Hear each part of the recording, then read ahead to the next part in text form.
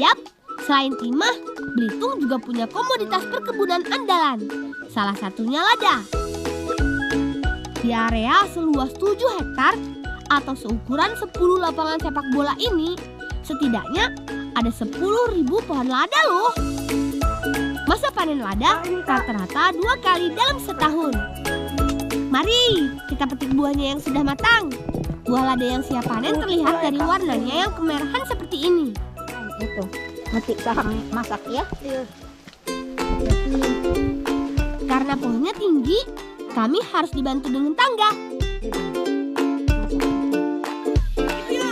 Ayo, kita kumpulkan semua ladanya. Wah, ternyata hasil petik Raju dan Leo banyak juga. Banyak ini lah, yuk kita ke sana.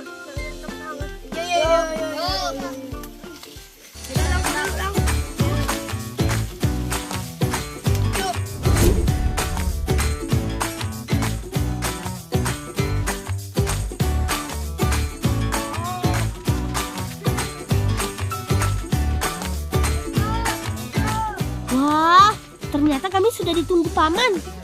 Karena sebelum digunakan sebagai bumbu masakan, buah lada harus melewati beberapa tahapan untuk menjadi biji lada. Salah satunya dengan merendamnya dengan air. Tapi sebelumnya, buah lada harus disatukan terlebih dahulu ke dalam karung, lalu ditumbuk sampai padat. Tujuannya supaya tidak ada rongga udara.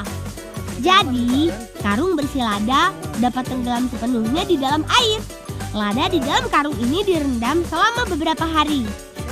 Tujuannya agar kulit buah lada dapat terkelupas dengan sendirinya. Yuk, kita bantu angkat hasil rendamannya. Selanjutnya buah dicuci sampai kulit dan biji lada terpisah. Ayo Raju dan Alvaro, cuci yang bersih ya. Nah, ini dia biji lada yang sudah bersih. Selanjutnya tinggal dijemur deh. Lama penjemurannya tergantung terik sinar matahari. Berapa hari ini dijemur? Ini deh 3 hari. Nah, itu kering dapat dijual. Oh, Supaya lebih cepat kering, ratakan lada seperti ini. Teman, untuk urusan kualitas, lada dari Belitung jelas tidak diragukan lagi. Bahkan jenis rempah yang dijuluki King of Spice ini diakui Asia hingga dunia sebagai lada terbaik. Karena memiliki aroma dan kepedasan yang khas. Keren kan? Ini dia lada yang sudah kering. Ayo kita bantu angkat ladanya.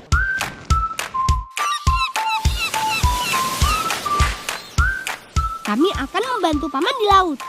Kami mau mencari ketam atau sebutan untuk rajungan di sini. Siapkan umpan ke dalam bubunya. Yap, bubu ini adalah perangkap dari jaring. Setelah potongan ikan ditaruh, tutup bubu, lalu turunkan ke dasar laut. Setelah semua bubu turun, sekarang saatnya kami mengambil bubu yang sudah ditaruh semalaman di dalam laut oleh paman. Ayo, tarik tali pelampung bubunya kawan. Dapat! Ini dia ketam yang kami cari. Lumayan besar-besar kan? Ketam biasa hidup di dasar laut. Berbeda dengan kepiting, cangkang rajungan memiliki corak.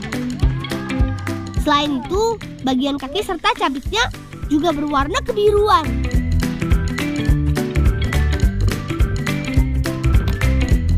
Ayo, kita bawa ketam ini ke daratan.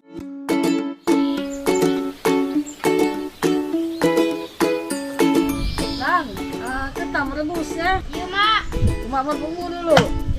Ketam hasil tangkapan kami tadi akan kami olah menjadi kuliner khas dari Belitung.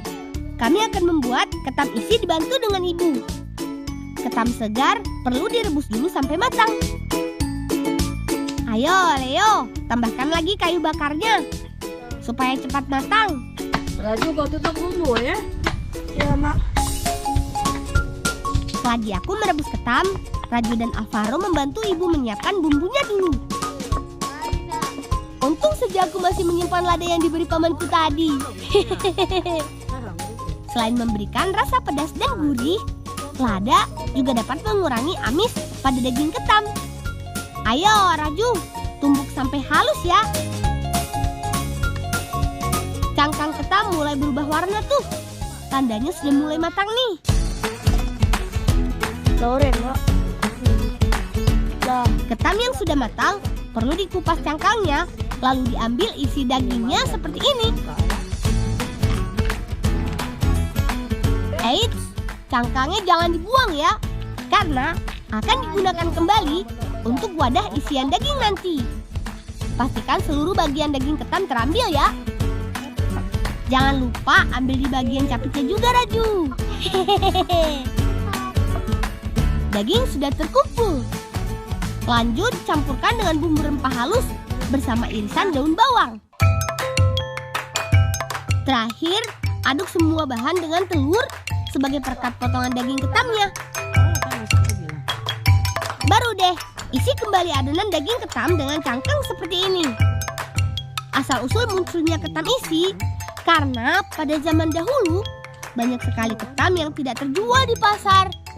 Supaya tidak terbuang percuma, jadilah ide kuliner khas dari Belitung ini yang bisa disimpan berhari-hari. Yo, api lah siap kah? Ya. Ya. Yulang kita bawa, kita goreng ini.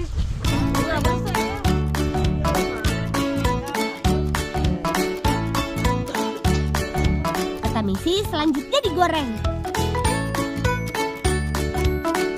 Nah, panas minyak kayak kita goreng ya. Lihat cara mak goreng ya.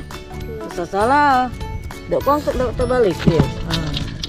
Goreng ketam isi sampai dagingnya matang ya.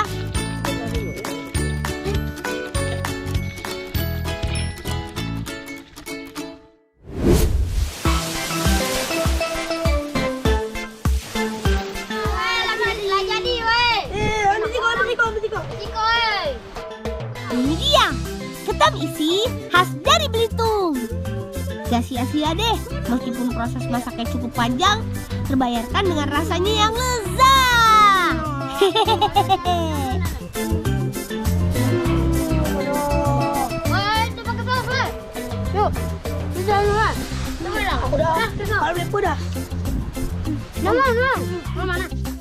Perpaduan antara hasil laut segar dengan aroma campuran bawang dan rempah, rasanya nikmat banget di mulut. Lihat tuh, pada nggak bisa berhenti ngunyah. Perut sudah terisi. Saatnya kami lanjut bertualang lagi. Ayo kawan, kita adu gasing. Aku sudah bawa gasing andalanku nih. Gasing super pemberian ayah. Tapi tempatnya masih jauh teman. Lebih baik aku naik gasing aja. Ayo gasing, kita terbang. Asyik, lebih cepat sing. Yuhu, aku datang kawan. Wah, yuk kita urai dulu sebelum bermain. 1, 2, 3. Ayo kawan, buat putaran gasing terlama kalian. Uri artinya memutar gasing bersama-sama dan melihat gasing mana yang paling lama berputar. Yap, ini adalah permainan ketangkasan khas di Belitung Timur. Namanya gasing terenang. Kami sudah terbiasa bermain gasing ini loh. Woi, siapa nak masang pertama? Masaklah. Leona masang pertama, mungkin dia jatuh dulu. Setelah Uri, kami lanjut bermain pangkat gasing, alias adu fisik gasing dengan cara memukul gasing ke gasing lain. Nebe, bangka gasing aku Nebe. Yo, kini aku bangka. Giliranku yang mulai duluan. Wah, gasingku terlempar jauh. Aduh, pecah. Gasing aku. Bangka. Wah, gasing aku pecah. Lihat bola, Udin ini paling bagus. Lihat paling lagak, paling bagus. Ini dia. Lihat dah pecah, lihat ini dah pecah. Duh, akibat benturan gasing Abi tadi, gasingku jadi pecah. Kami jadi kalah deh.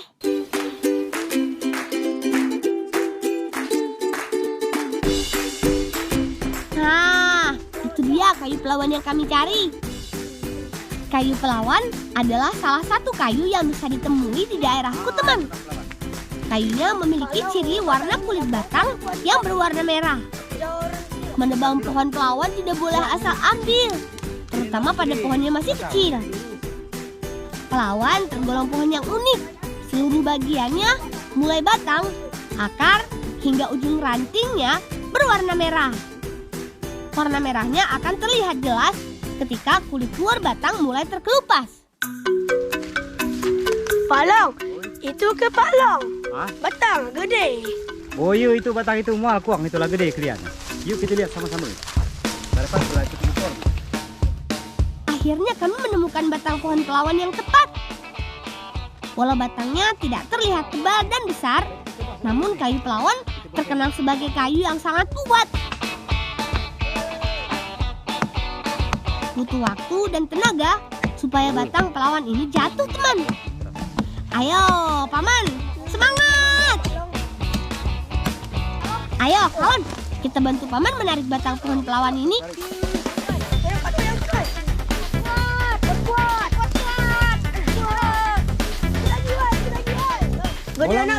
Bolang tolong buang dahan ya, pandai ke? Mual. Buang dahan. Sekarang. Supaya mudah dibawa, bersihkan dulu sisa dahan pada batangnya. Panjang batang dipotong sesuai ukuran yang diinginkan. Dari suaranya sudah terdengar jelas kan kalau kayu pelawan ini padat dan kuat. Lang, kayu ini bagus nih yang buat gasing, Lang. Iya, Lang, kayu ini saya bagus. Bapak aku tidak pandai menggasing pakai kayu ini. Iya, Lang, pakai kayu ini lah, Lang. Wah, sepertinya ide bagus untuk meminta sisa kayu pelawan ini untuk aku bawa dan kujadikan gasing.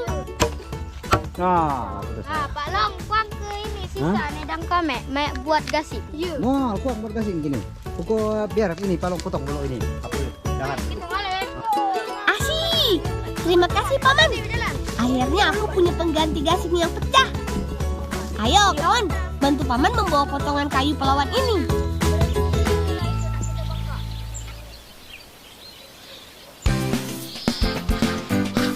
Ingat, ada pamanku yang terkenal pandai membuat gasing. Namanya Ki Darwin, teman. Ia adalah salah satu perajin gasing terenang di desaku. Gasing terenang terbuat dari kayu padat yang dipahat sampai membentuk bulatan yang diinginkan. Ini Ki, aku neng ngulukan biak-biak nak buat gasing.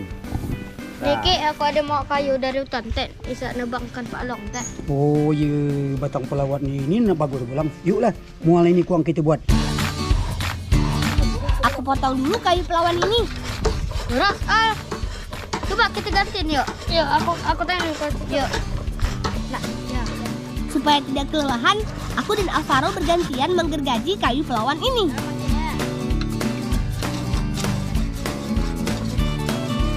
Akhirnya berhasil terpotong juga. Ini Ki. Batang Inilah bagus, lah putus. Selanjutnya, bersihkan kayu dari kulit luarnya. Beri potongan ke dalam pada kedua ujung kayu dulu seperti ini. Karena hanya bagian tengahnya saja yang akan dibentuk bulatan menjadi gasing. Lalu pasang potongan kayu ini pada alat bubut.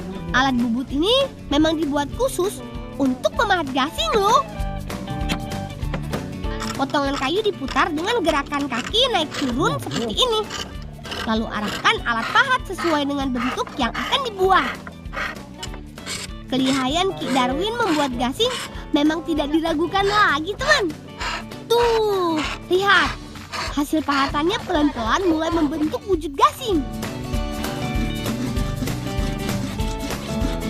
Tidak butuh waktu lama, teman. Gasing terenang baruku sudah jadi. Asyik. Bolang, gasing kau laudan. Bagus na Long. Iya. Kasih enak. Iya, Ki. Sama-sama. Bolang bagi pada dengan main gasing dengan kami. Kan gasing kau kemari lah pecah. Nih aku ada ganti baru. Emang batang apa? Batang pelawat nih keras. Iya, kini kita nengok. Siapa paling kuat? Ya, ini tong yang kulit yang ketiga ya. Ayo, kita mulai dari bermain uri gasing ya. Kira-kira gasing mana ya yang paling lama berputar?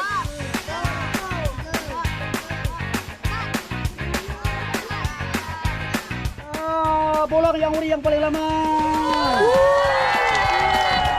Hore! Gasingku jadi yang paling terakhir berputar. Ayo, lanjut siapkan gasing kalian kembali. 1, 2, 3. Pada permainan pangkak gasing, tiap pemain bergantian saling adu fisik gasing. Butuh kekuatan juga ketepatan dalam menempatkan gasing, supaya gasing lawan terpental dan gasing kita tetap berputar. Terus bergantian sampai dengan pemain terakhir. Dan sekarang giliranku. Yeay! Aku berhasil mengalahkan gasing terakhir dari Arafah.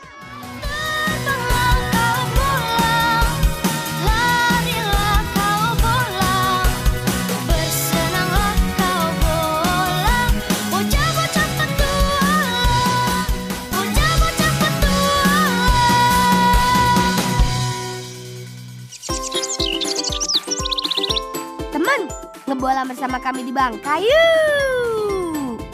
Kami anak-anak Desa Gudang, Bangka Selatan, Provinsi Bangka Belitung. Sekarang saatnya kita membantu kakak dan paman menyungkur udang. Ayo, dorong lebih kuat lagi. Menyungkur udang dilakukan dengan cara mendorong secara lurus dan berlawanan dengan arus ombak. Memang tidak mudah. Tenaga kami harus kuat mendorong. Lihat Nur dan Fiza, biar perempuan, tenaganya tak kalah dengan lelaki. Mereka juga pemberani.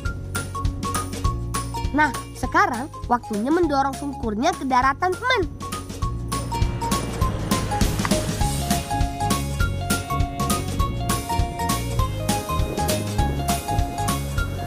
Alam, buka tali, Alam. Alam, buka tali, Alam. Wow. Akhirnya kami dapat udang sungkur yang kami cari. Teman di rumah tahu nggak? Udang sungkur sangat cocok dibuat terasi.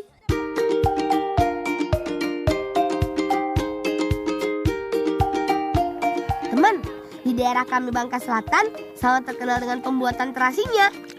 Industri pembuatan terasi Bangka dimulai tahun 1972.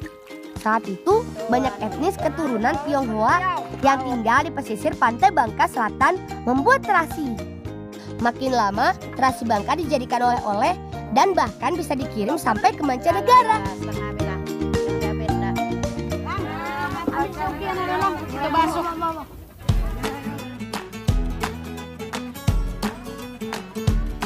Caranya mudah loh. Cuci bersih semua udang hasil menyungkur tadi. Nah Bu, bola udang nih. Beri garam, lalu tiriskan. Garam ini berfungsi sebagai pengawet. Pemberian garam ini sangat penting dalam pembuatan terasi loh teman. Makanya, meskipun hanya terbuat dari udang segar dan garam, terasi Bangka tidak berbau busuk dan awet tahan lama. Apa nih kenalan? Suraya Waraya. Oh. Suraya Waraya. Setelah itu, tumbuk sampai halus menggunakan lesung. Terasi Bangka terkenal enak karena terbuat dari udang sungkur atau rebon segar tanpa campuran ikan. Udang yang dipilih benar-benar kualitas udang yang bagus. Selain itu, istimewanya terasi Bangka, baunya tidak terlalu menyengat, sehingga disukai banyak orang. Katanya banyak ibu-ibu di kampungku yang membuat terasi sendiri.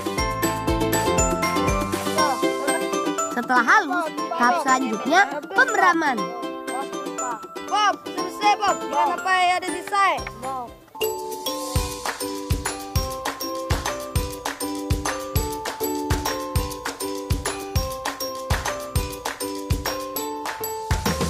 Seperti ini jadinya tumbukan udang sungkur yang sudah diperam selama 2 hari.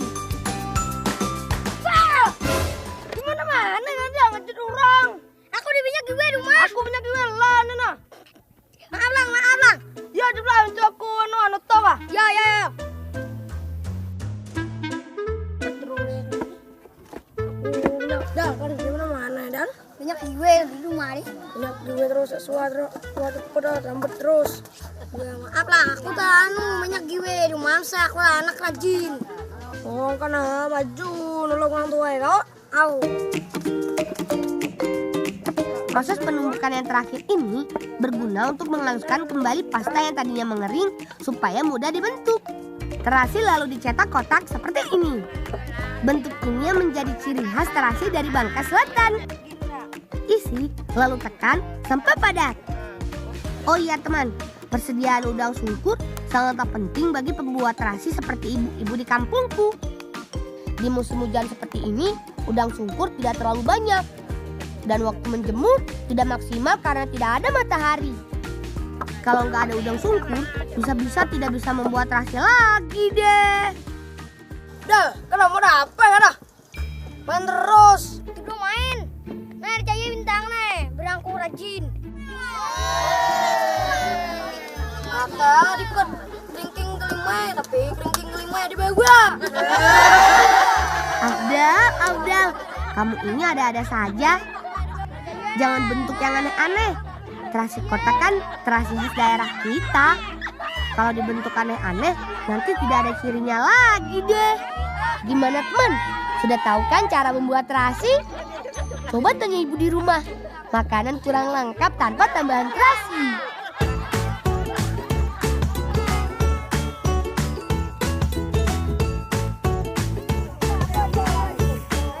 Teman, udang bukan hanya berguna untuk bahan baku terasi loh. Ada lagi makanan khas Bangka yang terbuat dari udang. Kita ngebolang ke tempat nenekku yuk. Lang, dicuci udangnya ya. Bonek.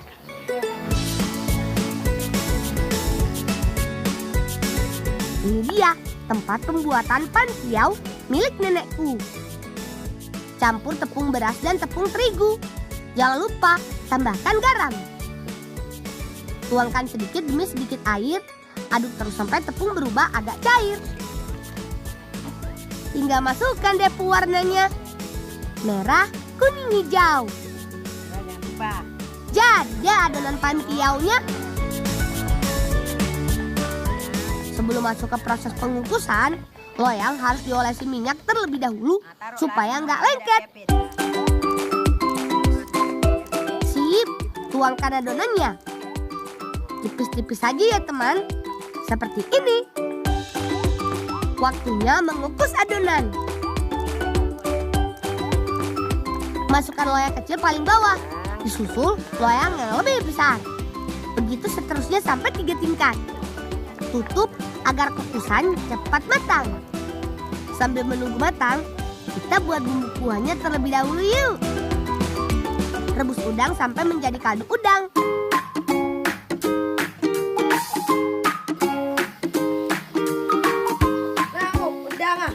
Ya Lang, tolong naik nonton Kak.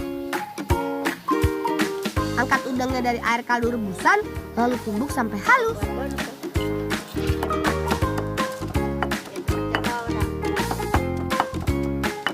Untuk bumbunya, kupas bawang merah dan bawang putih. Tumbuk sampai halus keduanya dan tambahkan sedikit sahang atau merica. Campur tumbukan udang dengan bumbu halusnya. Jadi deh, sekarang tinggal ditumis. Aduk-aduk agar tidak gosong ya teman. Setelah setengah matang, tuangkan kuah kaldu udangnya. Tunggu deh sampai mendidih. Sekarang angkat loyang dari kukusan yuk. Tada! Matang juga akhirnya. Ambil adonan yang sudah matang dari loyang dan letakkan di atas daun pisang supaya tidak lengket. Gulung secara perlahan dan potong tipis-tipis.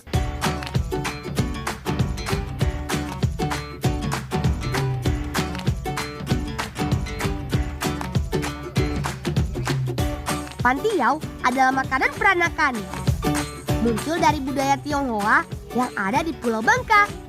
Di Pulau Bangka memang hidup beragam etnis yang rukun damai teman.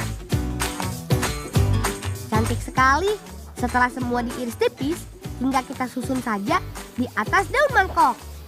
Tara! Pantiau khas Bangka siap disajikan saat ritual adat ketupat gong.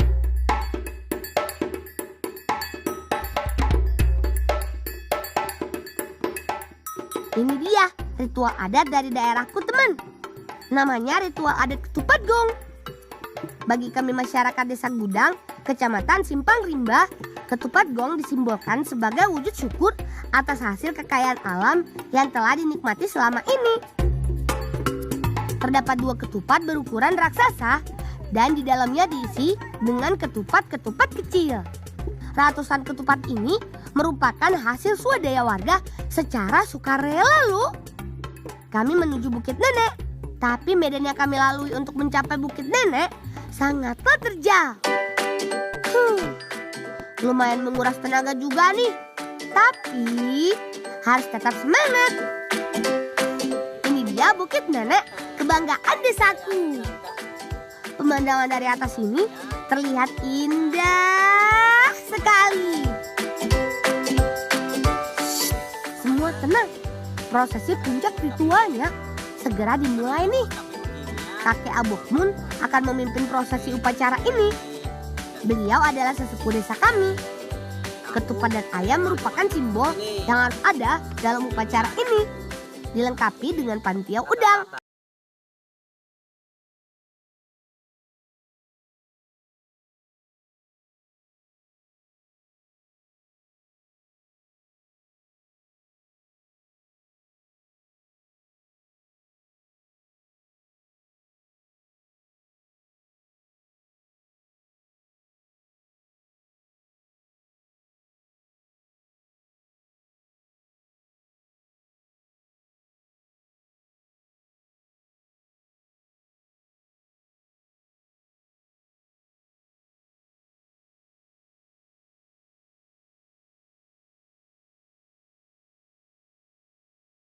Dan bergerilya di Bukit Nenek dan sekitarnya.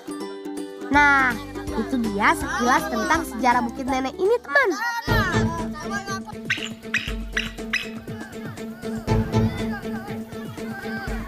Ayo bergegas, lari teman-teman. Kami harus memusung madu. Musung madu adalah sebutan kami untuk mencari madu. Teman di rumah, ayo, jangan ketinggalan ngebolang yuk. Sarang lebahnya besar sekali. Ukurannya bisa mencapai 1 meter.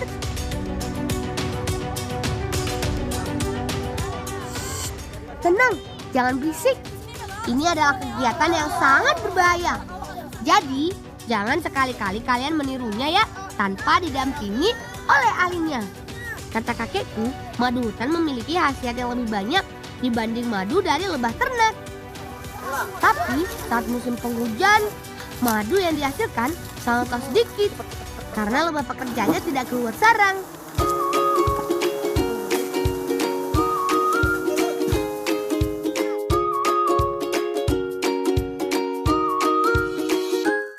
Tada! Seperti inilah sarang madu yang kita dapatkan, teman-teman. Besar sekali bukan? Sarang lebah ini akan kita gunakan sebagai bahan pembuatan sabun. Mau tahu caranya? Yuk, bantu kami, teman.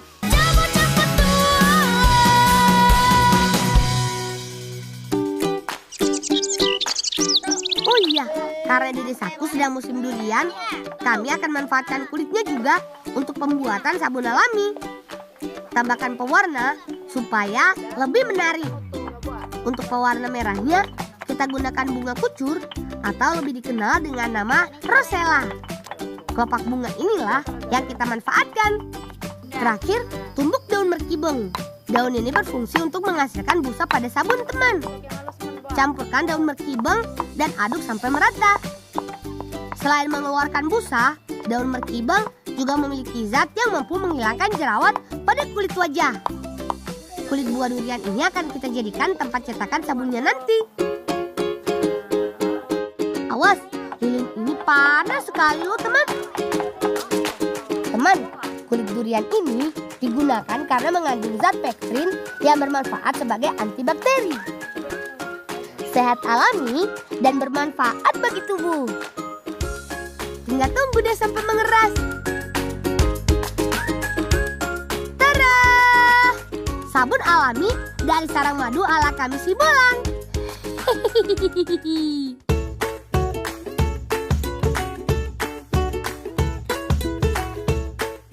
Segar.